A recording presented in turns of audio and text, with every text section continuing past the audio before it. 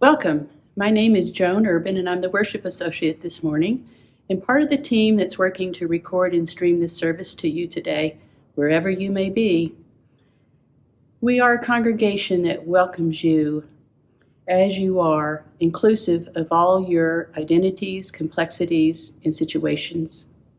We welcome your whole self, even if it isn't fully assembled, because we recognize that we are all a work in progress, and that we are all in this together. And now, if you will join me for our opening affirmation. Love is the doctrine of this church. The quest for truth is its sacrament, and service is its prayer. To dwell together in peace, to seek knowledge in freedom, to serve humankind in fellowship, for these high purposes do we unite in worship. The words for our chalice lighting today were written by Gordon McKeeman. Let there be light. Let it shine in dark places, in moments of pain, in times of grief, in the darkness of hatred, violence, oppression, wherever there is discouragement and despair, wherever darkness is to be put to flight, let there be light.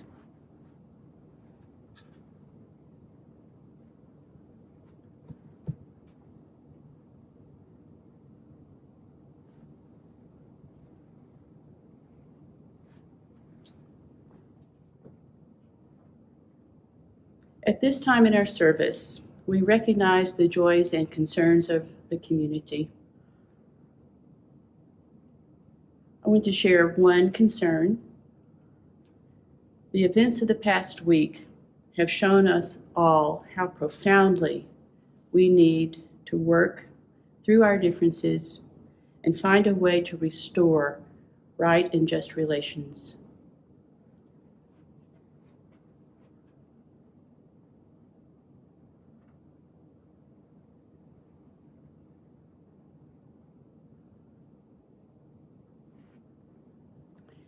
And I will light one more candle for all the joys and concerns not shared today, but deeply felt in our hearts.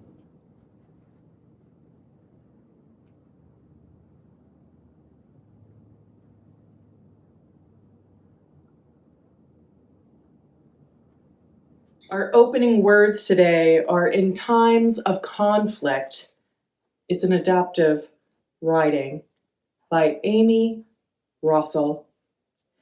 You who feel your heart is breaking, who are confused and wondering, who are angry, in pain, or not wanting to be here, or even you who are hopeful and energized, come in.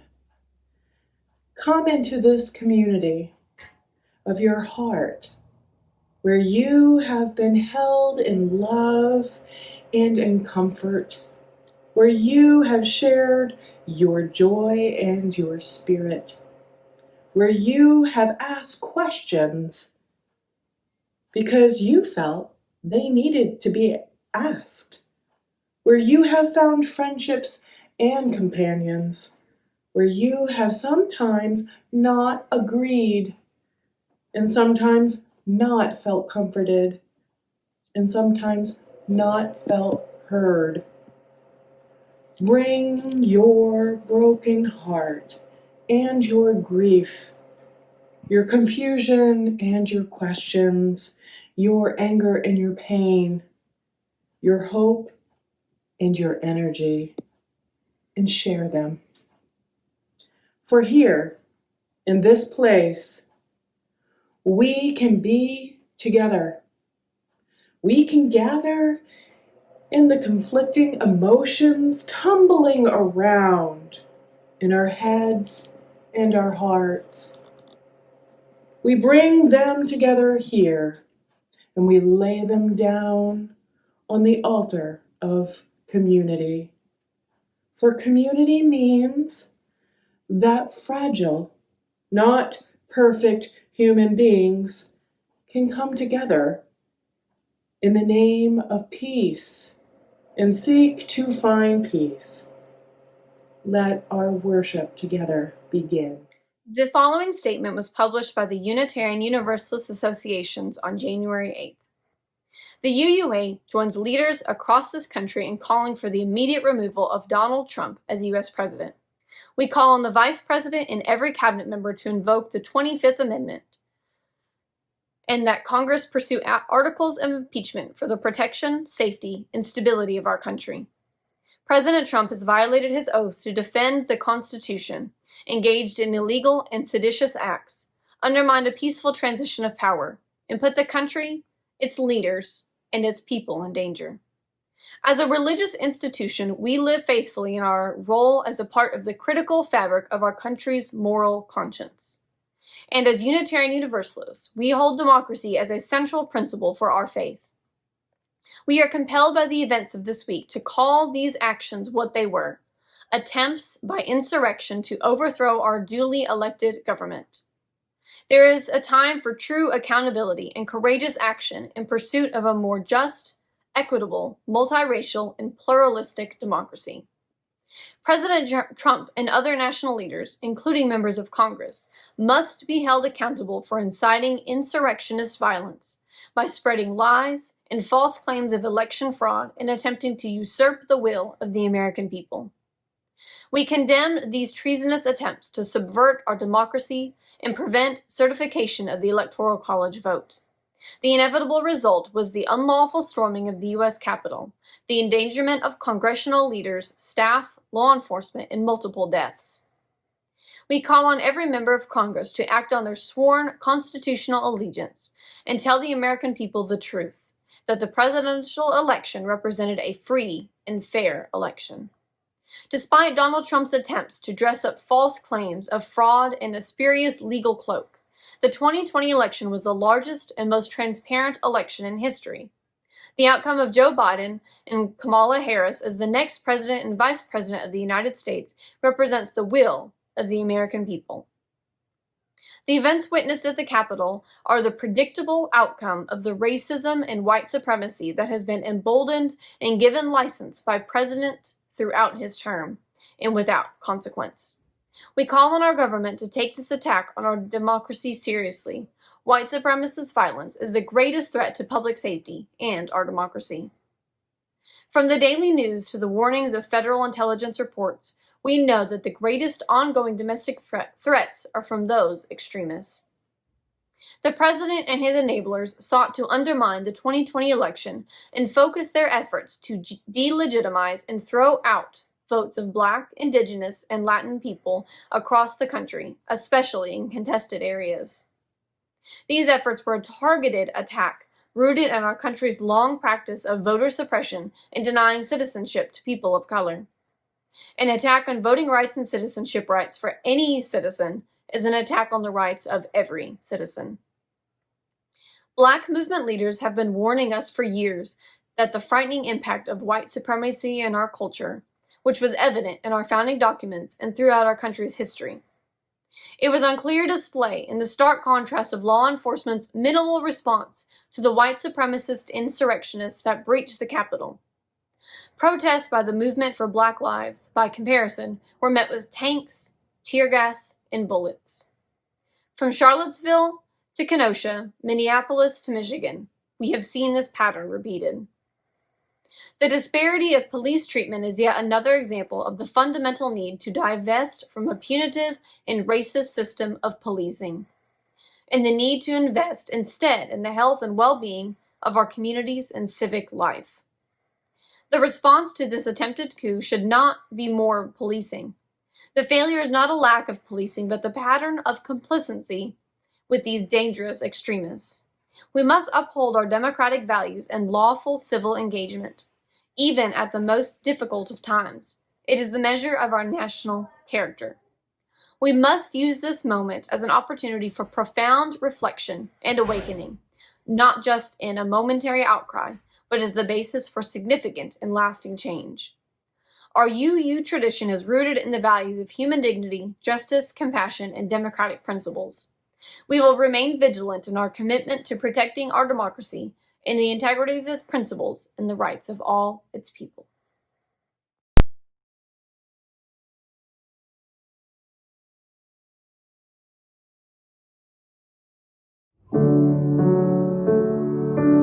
Blessed Spirit of my life, give me strength through stress and strife. Help me live with dignity. Let me know serenity. Fill me with a vision. Clear my mind of fear and confusion. When my thoughts flow restlessly, let peace find a home in me. Spirit of great mystery, hear the still small voice in me. Help me live my wordless creed as I comfort those in need. Fill me with compassion, be the source of my intuition. Then when life is done for me, let love be my legacy.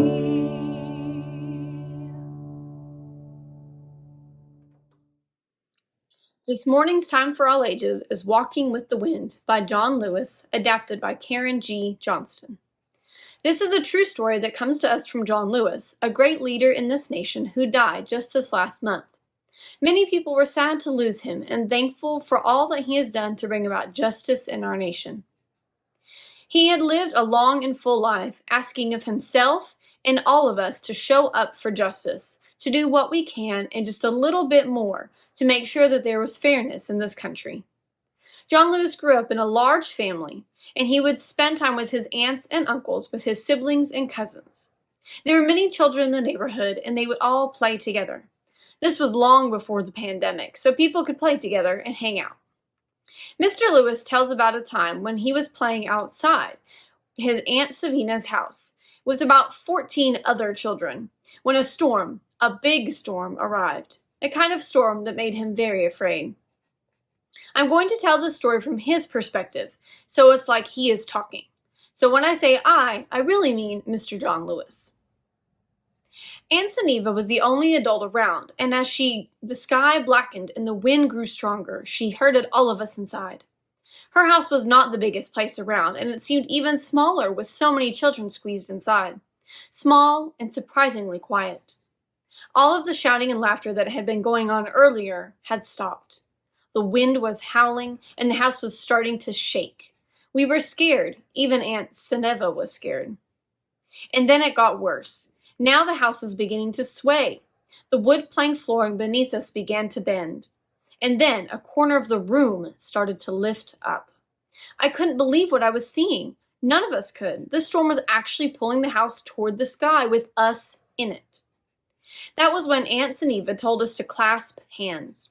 Line up and hold hands, she said, and we did as we were told. Then she had us walk as a group toward the center of the room that was rising.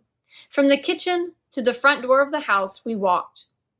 The wind was screaming outside, sheets of rain beating on the tin roof.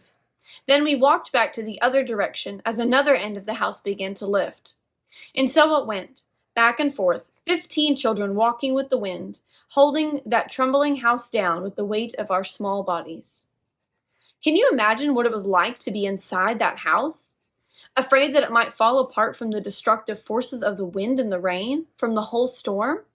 I'm so glad that John Lewis wasn't alone, that he was there with his friends and family. I'm so glad that they figured out a way to work together. When John Lewis was much older and was writing down the story of his life, he wrote these words. More than half a century has passed since that day, and it has struck me more than once over those many years that our society is not unlike the children in that house, rocked again and again by the winds of one storm or another, the walls around us seemingly, at times, as if they might fall apart. It seemed that way in the 1960s, at the height of the Civil Rights Movement, when America itself felt as if it might burst at the seams. So much tension, so many storms, but the people of conscience never left the house. They never ran away. They stayed, they came together, and they did the best they could, clasping hands and moving toward the center of the house that was the weakest. And then another corner would lift, and we would go there. And eventually, inevitably, the storm would settle and the house would still stand. But we knew another storm would come and we would have to do it all over again. And we did. And we still do, all of us, you and I. Children holding hands, walking together in the wind. For our reading today, our guest minister, Reverend Julie Lombard, suggested that we watch a video today entitled Resolving Conflict Through Restorative Justice by Dominic Barter.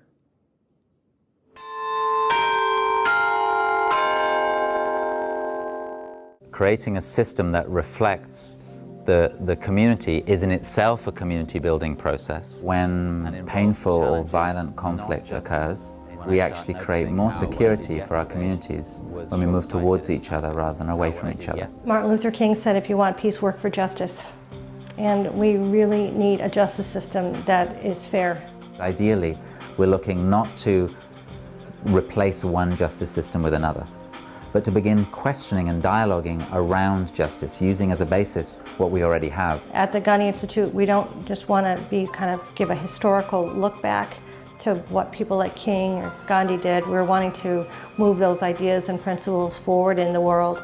And for us, restorative practices are an opportunity to really embody nonviolence in a systemic way, in a way that our community desperately needs. We started in communities in the mid-90s in Rio de Janeiro, where I live. And these were communities that were off limits to most of what the state does. They were run by armed gangs. We started with conversations with the community around what it was that was working, what wasn't working, and the way they responded to conflict. And slowly, through experimenting, we started to notice certain dynamics, and we would try to repeat the things that worked well and drop the things that weren't working. And that's how the work developed. It's not just enough to say that it's at a level of equality, there's additional steps necessary. A restorative circle is a gathering of those people who are experiencing painful or violent conflict. And they come together to do three things. First, to re-establish the ability to hear each other. The second thing is to find out the good reasons why the horrible things happened, as in what were the underlying values that people were attempting to take care of when they said those painful words, when they did those painful things. And thirdly, to decide what it is that they want to do next. What I want to do is introduce restorative practices within a wider context of restorative systems, of communities that are self-regenerating, of organizations, including the university, which are beginning to think critically and creatively about how they can create the conditions for a resilient community life. And in Rochester, we can see that context happening in several different areas. There's one project that's happening here in Rochester now where they're being used to help people who are coming out of prison to transition back in with their families and in with their communities. My particular hope coming up is to help advance the understanding among people who work with youth in the community overall and how they might use this work. But I'd like to continue to think about how we could really employ these tools in meaningful ways in the university communities. One of the key principles is dialogue. It's simply about taking more care and listening more deeply, listening not just to words but to meaning. When we start to connect on that level of meaning, we suddenly discover that actually we have the same fundamental values. I'm so pleased to introduce our guest minister to you today, Reverend Julie Lombard. She was born and raised Roman Catholic in southern New Hampshire. Reverend Julie was ordained a Unitarian Universalist minister in 2016 at the UU Church of Haverhill in Haverhill, Massachusetts. She's a 2014 graduate of Andover Newton Theological School, where she got her Master's of Divinity And she also holds a BA in Studio Arts from the University of New Hampshire.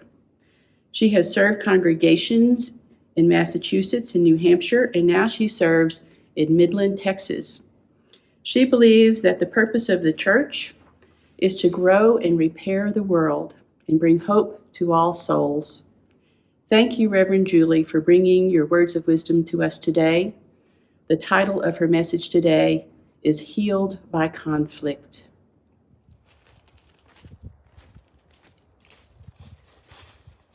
Hi there. I'm the Reverend Julie Lombard, and I have come here to preach to you outside of the church behind me that launched me into ministry. It's the Concord Unitarian Universalist Church of Concord, New Hampshire. Maybe you can see all the snow around me. I've come here to tell you a very special story about how this church and how its ministry has impacted my life and many, many others.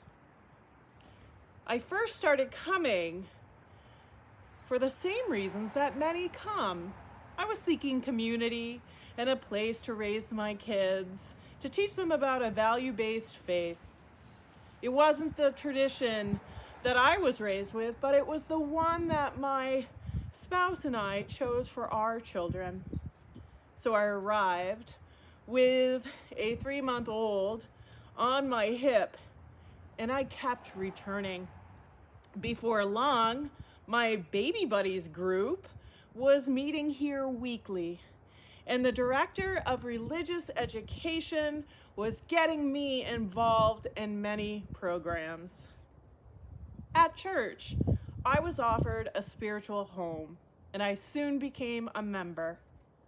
Then I had another child, and I became even more involved in my church.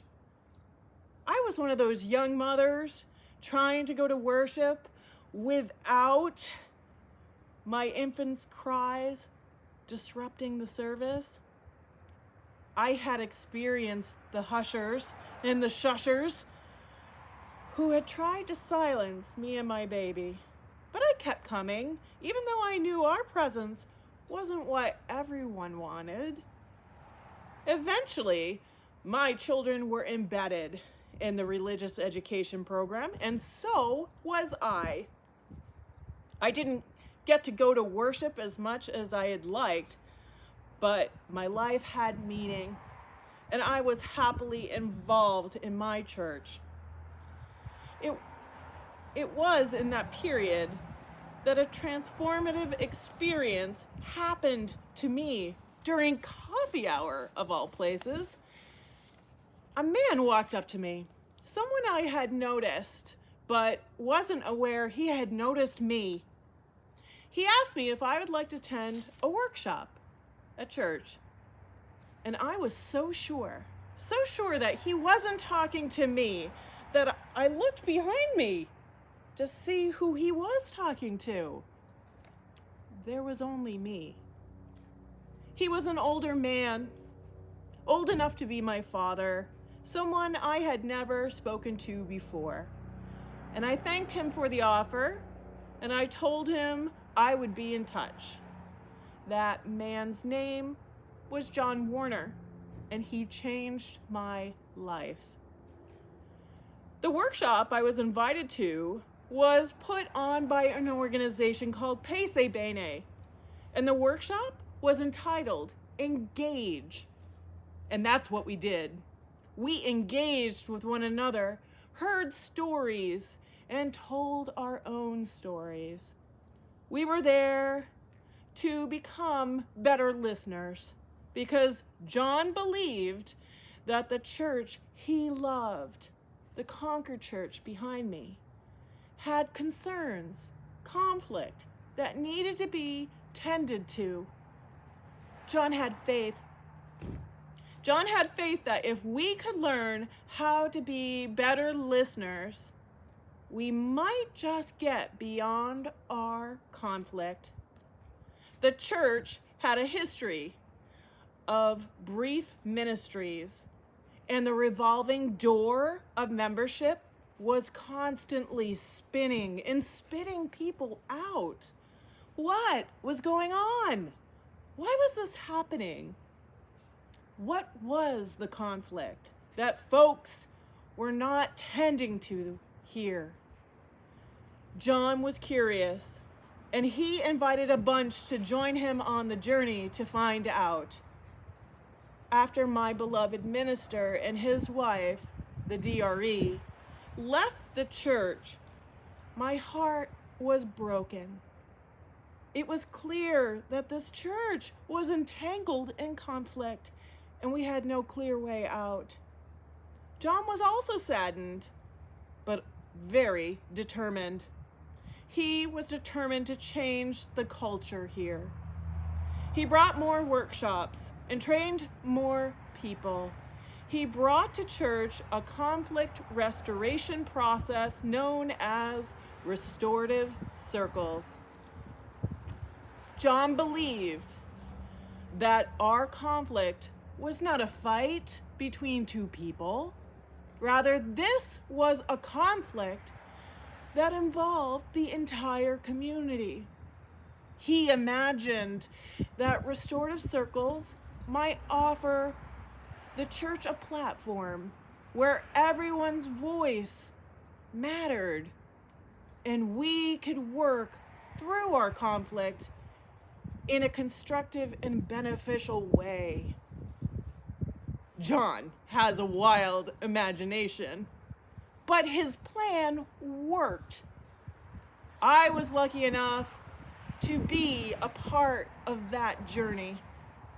Restorative Circles changed the conflict culture here at the Concord Unitarian Universalist Church.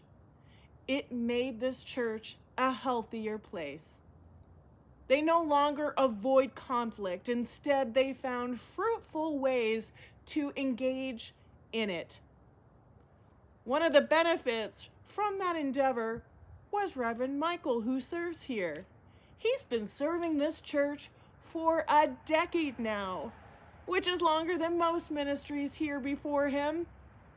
And I want to give some credit for Michael's long ministry to John and the restorative practice that we brought here called Restorative Circles.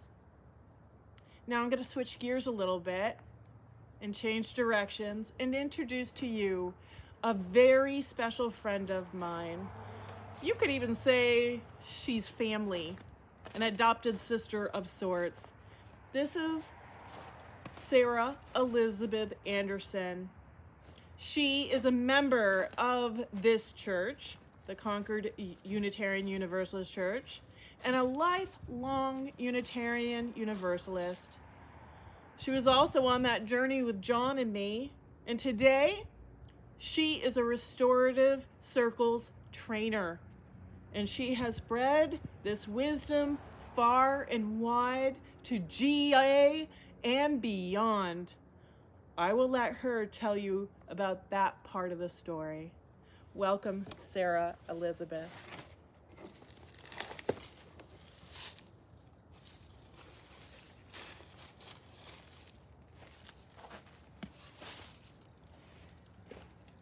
Thank you, Reverend Julie, for that wonderful introduction. You were the one that came to me prior to that first Restorative Circles workshop in the fall of 2008 saying, "Hey, Sarah Elizabeth, there's this workshop and we'll be exploring listening. I'm sure it'll give you tools for your massage practice. Will you come join us?" And she was right. The listening skills that I've learned and practiced have made me better at listening to the needs of my clients, to my family and friends. Little did I know that 12 years later, I'd be looking back on the journey that we made together in wonder, reflecting on how we individually and collectively changed as we learned together how to listen more deeply to ourselves, each other, and our community.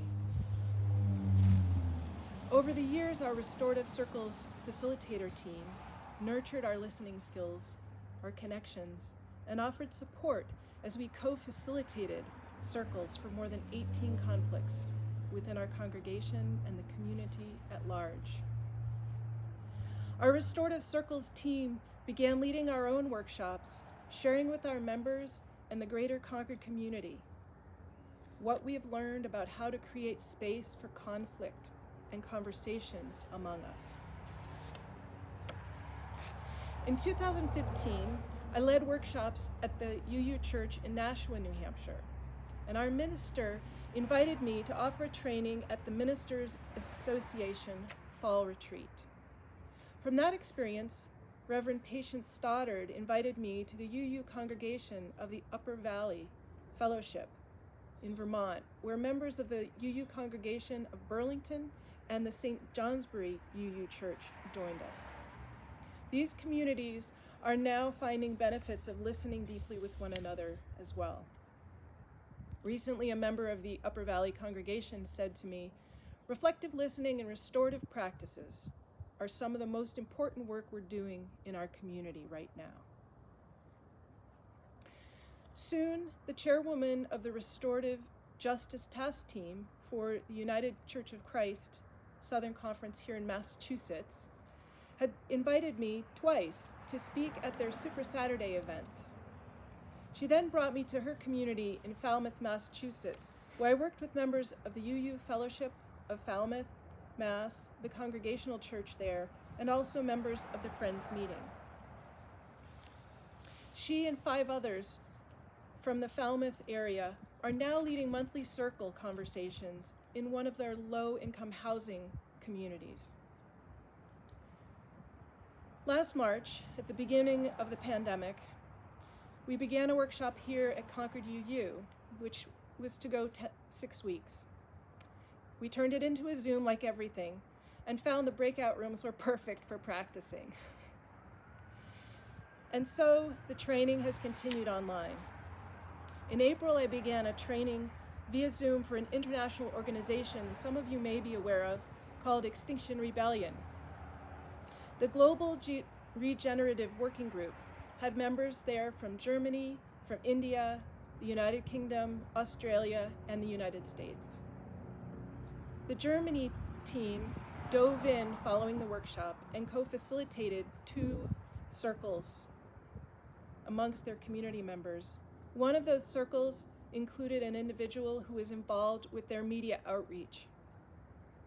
I continue to meet once a month with the International Extinction Rebellion workshop participants to support their efforts in bringing Restorative Circles practices and co-creating their regenerative culture. As Julie mentioned, June found me at the UUA General Assembly for the second time. Joined by a community member from our church, we shared about Restorative Circles, and there's a video available for viewing. With more than 400 attendees, we were excited to have the opportunity to share this work with the wider Unitarian Universalist world. Following GA, there were 35 members from congregations across the country that joined me in training over the summer. In 2021, I plan to continue to offer trainings via Zoom to communities across the US and around the world. The end of January, I'll be offering a Restorative Circle training to participants in a peace entrepreneur training in Rwanda. Materials are already translated into Kinyarwanda, and we're excited to work with 16 youth leaders who will return home and meet weekly with 25 youth in each of their local communities. We will continue in 2021 to offer online trainings as members of a wide variety of communities are looking for ways to face conflict that brings healing, ways of bringing understanding to one another. This is how we co-create beloved community in the world. Thank you for having me this morning. And I am back.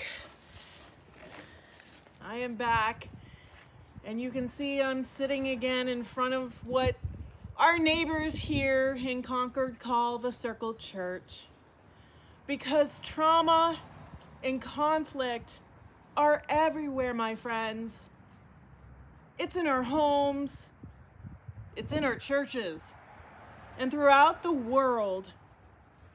Today, you heard an inspirational story of how one church imagined that by facing their conflict constructively, it could allow them to address unmet needs, listen to one another, and move forward, united in peace.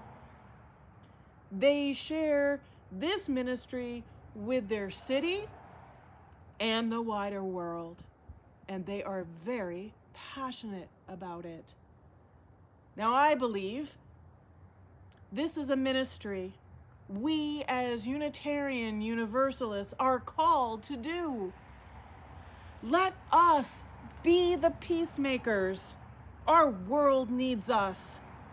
Let us spread a love that reaches out and embraces all, each and every person around the world. Here, you will be heard. Together, we will address unmet needs as we commit ourselves to make peace. Blessed be, Amen. And thank you. Thank you for inviting us into your beloved community.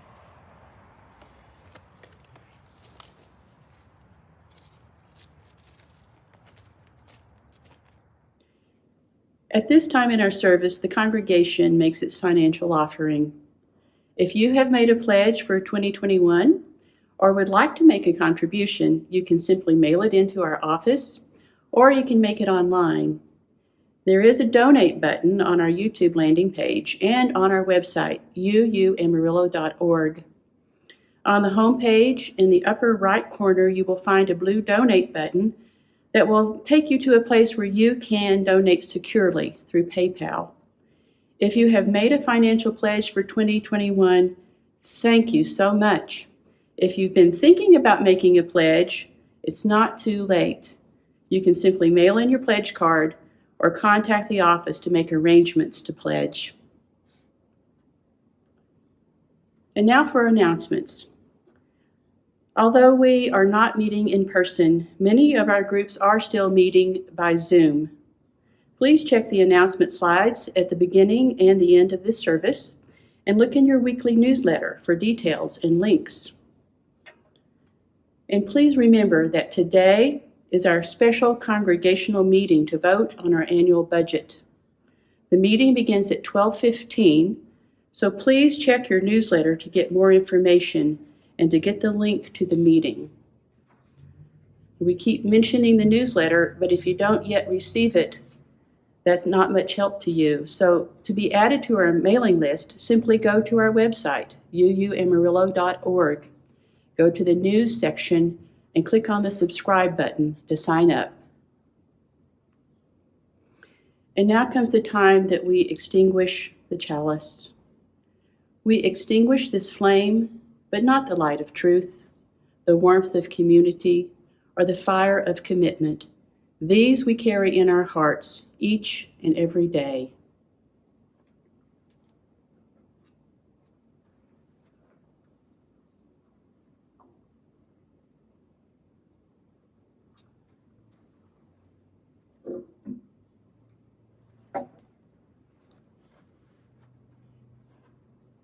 And now, please join our new choir in the singing of our closing hymn.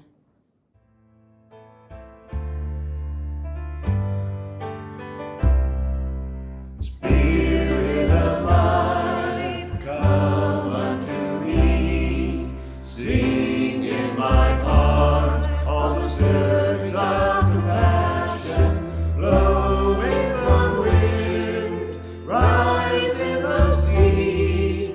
Move in the hand, giving life the shape of justice. Roots hold me close, wings set me free. Spirit of life, come to me, come to me.